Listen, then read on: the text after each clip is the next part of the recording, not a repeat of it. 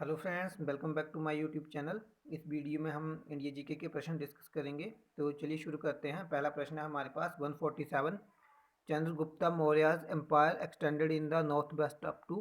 उत्तर पश्चिम में चंद्रगुप्त मौर्य का साम्राज्य तक फैला हुआ था। तो दोस्तों इसका जो राइट ऑप्शन है वो ऑप्शन डी हिंदू कुश। उत्तर पश्चिम में चंद्रगुप्त मौर्य का साम्राज्य जो था वो हिंदू कुश तक फैला हुआ था। ठीक है। हिंदू कुश जो पर्वत है वो आज के पाकिस्तान में है। ठीक है। और मौर्य वंश का संस्थापक जो है वो चंद्रगुप्त मौर्य था, जिसका जन्म जो है 345 ईसा पूर्व में हुआ था। और ये जो है गणानंद को हराकर चंद्रगुप्त 322 ईसा पूर्व में मगध की राजगद्दी पर बैठा था। और इसे और गणानंद को हराने में जो है वो चाणक्य, जिसे कि हम कौटिल्य विष्णुगुप्त के नाम से जानते हैं।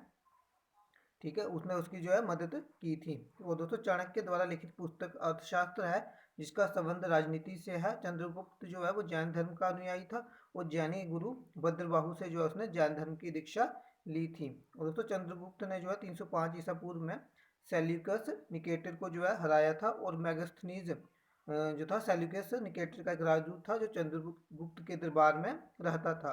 दोस्तों मैगस्थनीज ने जो है एक पुस्तक लिखी थी इंडिका। ठीक है। और चंद्रगुप्त ने अपना अंतिम समय जो है कर्नाटक के श्रवणबेल गोला में बिताया था। और इसी स्थान पर जो है 298 ईसा पूर्व में उपवास द्वारा उसने उसकी जो है मृत्यु हो गई थी। नेक्स्ट क्वेश्चन है 148। Who was not an exponent of भक्ति मूवमेंट। कौन भक्ति आंदोलन के प्रतिपादक नहीं थे। तो इसका जो राइट ऑप्शन है वो ऑप्शन ऑप्शन सी शंकराचार्य। ठीक है। दोस्तों शंकराचार्य भक्ति आंदोलन के प्रतिपादक नहीं थे। शंकराचार्य भारत के महान दार्शनिक एवं धर्म प्रवर्तक थे। उन्होंने अद्वैत वेदांत को ठोस आधार प्रदान किया। भगवत गीता, उपनिषदों और वेदांत सूत्रों पर लिखी हुई उनकी टीकाएं जो है वो बहुत प्रसिद्ध है। उनका जन्म जो है 508 ईसा पूर्व तथा महासमाधि 477 ईसा पूर्व में हुई थी। उन्होंने भारत में चार कोने में 4 मठों की स्थापना की थी, जो कि अभी तक बहुत प्रसिद्ध हैं। ठीक है। और पवित्र जो है ये माने जाते हैं। ये 4 हैं ज्योतिष पीठ बद्रिकाश्रम जो कि उत्तराखंड में है। फिर है श्रृंगेरी पीठ जो कि कर्नाटक में है। फिर है द्वारिका शारदा पीठ जो कि गुजरात में है। और पूरी गोवर्धन पीठ है जो कि उड़ीसा में पड़ता है। ठीक है। नेक्स्ट क्वेश्चन है 149। Babur entered India for the first time from the west through. Bharat Babur ने पश्चिम से पहली बार डैश से प्रवेश किया था। तो इसका जो राइट ऑप्शन है वो ऑप्शन सी पंजाब। बाबर ने जो है पश्चिम से पहली बार पंजाब से प्रवेश किया था। 150 है। Ajanta paintings depict scenes from the. Ajanta चित्रकारी डैश के दृश्य चित्रित करती है। तो इसका जो राइट ऑप्शन है वो ऑप्शन सी जातक। अजंता चित्रकारी में जातक कथाओं के बारे में चित्रित किया गया है। जातक कथाएं प्रदर्शित करती हैं कि बोधिसत्व का अवतार मनुष्य में भी हो सकता है और पशुओं के रूप में भी हो सकता है। ठीक है। महाराष्ट्र के औरंगाबाद जिले में अजंता गुफाएं 30 रॉकट गुफा स्मारक हैं जो दूसरी शताब्दी ईसा पूर्व से लगभग 500 से 600 ईसा पूर्व तक की हैं। गुफाओं में बौद्ध धार्मिक कला की उत्कृष्ट कृतियों के रूप में मानी जाने वाली पेंटिंग और मूर्तियां शामिल हैं, जिसमें बुद्ध की आकृतियां हैं और जातक कथाओं का चित्रण जो है चित्रण है। ठीक है। और 1983 में जो है यूनेस्को द्वारा जो है इन गुफाओं को जो है विश्व धरोहर का जो है दर्जा दिया गया था। नेक्स्ट क्वेश्चन है 151। East India company was promoted by the merchants of. East India company की संस्थापना डैश के व्यापारियों ने किया था। तो दोस्तों इसका राइट ऑप्शन है वह option B London. East India company की स्थापना लंदन के व्यापारियों ने की थी। 31 दिसंबर 1600 ईस्वी के को जो है इंग्लैंड की रानी एलिजाबेथ प्रथम ने ईस्ट इंडिया कंपनी को अधिकार पत्र प्रदान किया। प्रारंभ में ईस्ट इंडिया कंपनी में 217 साझेदार थे और पहला गवर्नर जो था वो था टॉमस स्मिथ। शुरुआत में ईस्ट इंडिया कंपनी का उद्देश्य था दक्षिण पूर्व एशिया में जो समुद्री रास्ते से व्यापार करना तथा करना था। पर अंत में जो भारत और चीन के साथ व्यापार करना जो उसका अंतिम जो उद्देश्य था वो था।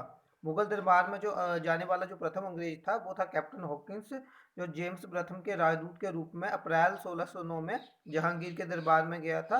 भारत आने वाला जो पहला अंग्रेजी जहाज था वो था रेड ड्रैगन। 1611 ईस्वी में दक्षिण पूर्वी समुद्र पर सर्वप्रथम अंग्रेजों ने मसूलीपट्टनम जो कि आंध्र प्रदेश के कृष्णा जिले में पड़ता है वहाँ पे व्यापारिक कोठी की स्थापना की थी। और जहांगीर ने जो है 1613 ईस्वी में एक फरमान जारी कर अंग्रेजों को सूरत के थॉमस एल्डवर्थ के अधीन जो है व्यापारिक कोठी खोलने की जो इजाज़त दी थी। नेक्स्ट क्वेश्चन है 152। Legalisation of window remarriage in India was first secured by. Bharat में विधवा पुनर्विवाह के वैधीकरण के को सबसे पहले सुनिश्चित किया था, तो ये किया था ऑप्शन डी ईश्वर चंद्र विद्यासागर ने। भारत में पहला कानूनी विधवा विधवा कलकत्ता में 7 दिसंबर 1856 को ईश्वर चंद्र विद्यासागर की प्रेरणा और देखरेख में संपन्न हुआ। इसमें भारत के अंतिम गवर्नर जनरल और प्रथम वायसराय थे लॉर्ड कैनिंग। ठीक है, और इन्हीं के समय में जो है विधवा पुनर्विवाह अधिनियम जो है स्वतंत्र रूप से लागू किया था। नेक्स्ट है 153। The maximum strength of Rajya Sabha is. Rajya Sabha के सदस्यों की सर्वाधिक संख्या है, तो इसका right option option C 250। Rajya Sabha के जो सदस्यों की संख्या वो 250 हो सकती है, लेकिन करंट टाइम पे जो है वो 245 है। नेक्स्ट क्वेश्चन है 154। Lok Sabha secretariat comes under the direct supervision of. Lok Sabha सचिवालय डैश के प्रत्यक्ष पर्यवेक्षण के अधीन होता है, तो ये होता है दोस्तों option C speaker of Lok Sabha. Lok Sabha अध्यक्ष के अंडर होता है, ठीक है, लोकसभा सचिवालय। नेक्स्ट क्वेश्चन है 155। The chief justice of India is appointed by. Bharat के मुख्य न्यायाधीश किसके द्वारा नियुक्त किए जा सकते हैं, किए जाते हैं, तो ये किए जाते हैं ऑप्शन डी राष्ट्रपति। ठीक है, राष्ट्रपति के द्वारा जो है चीफ जस्टिस ऑफ इंडिया नियुक्त किए जाते हैं। और करंट टाइम पे जो चीफ जस्टिस ऑफ इंडिया है वो है डी वाई चंद्रचूड़। और उच्च न्यायालय के जो न्यायाधीश होते हैं उनकी जो रिटायरमेंट की एज होती है वो 65 होती है, या फिर 6 साल का जो है वो वर्ष का जो है समय काल होता है। नेक्स्ट है 156। कंपनीज पे corporation tax on their. Company अपने डैश पर निगम कॉरपोरेशन कर अदा करती हैं, दोस्तों वो करती हैं ऑप्शन बी सेल्स प्रोसीड्स। बिक्री पर यानी सेल होती है उस पर जो है वो पे करती हैं। नेक्स्ट क्वेश्चन है 157। Which is not associated with socialism. कौन सा समाजवाद से संबंधित नहीं है, तो इसका जो right option option B fascism, फांसीवाद। ठीक है, फांसीवाद एक राजनीतिक विचारधारा है जिसका उद्देश्य उदय जो है वो मुसोलिनी द्वारा इटली को प्राचीन रोमन साम्राज्य की तरह पुनः महान बनाने की भूख के साथ जुड़ा हुआ है। फांसीवाद मुख्यतः अतिराष्ट्रवाद पर आधारित है जिसका ध्यान लोगों को नियंत्रित करने के लिए सैन्य शक्ति के प्रयोग पर केंद्रित है।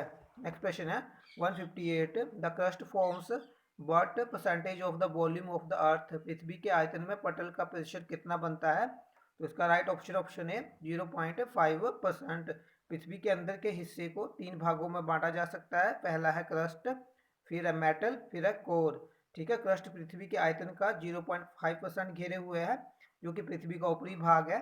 ठीक है, और क्रस्ट जो है ये 34 किलोमीटर अंदर तक फैला हुआ है का जो क्षेत्र है वो है।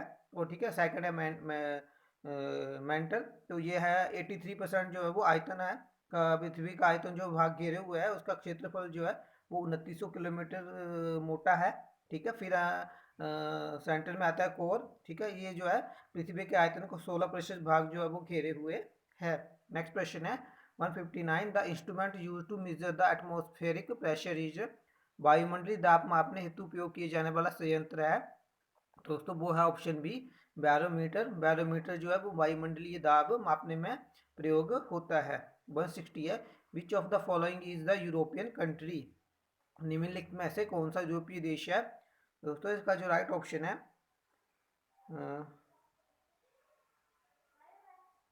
इसका जो राइट ऑप्शन है वो है अल्बेनिया। अल्बेनिया जो है एक यूरोपियन कंट्री है। ठीक है, और इसकी जो कैपिटल है वो तिराना है।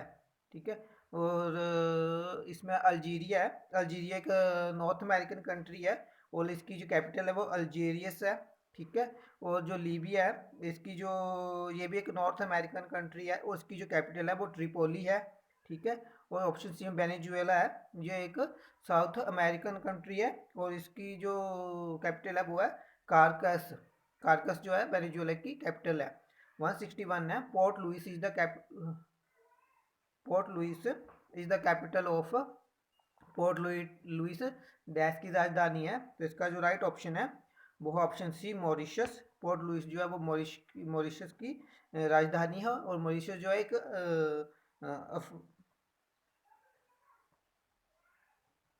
सॉरी, जो पोर्ट लुइस जो है वो, हाँ, मॉरिशस की है, और ये एक अफ्रीकन कंट्री है, ठीक है। और जो ग्रीनलैंड है, इसकी जो राजधानी है वो न्यूक है, और ये नॉर्थ अमेरिकन कंट्री है, ठीक है। मालदीव जो है वो उसकी जो कैपिटल है वो माले है, और ये एक एशियन कंट्री है, ठीक है। और जो अल अल अर्जेंटीना है, ठीक है, ये साउथ अमेरिकन कंट्री है, और इसकी जो कैपिटल है वो है ब्यूनस आयरस। अर्जेंटीना की जो है ब्यूनस आयरस है, ठीक है।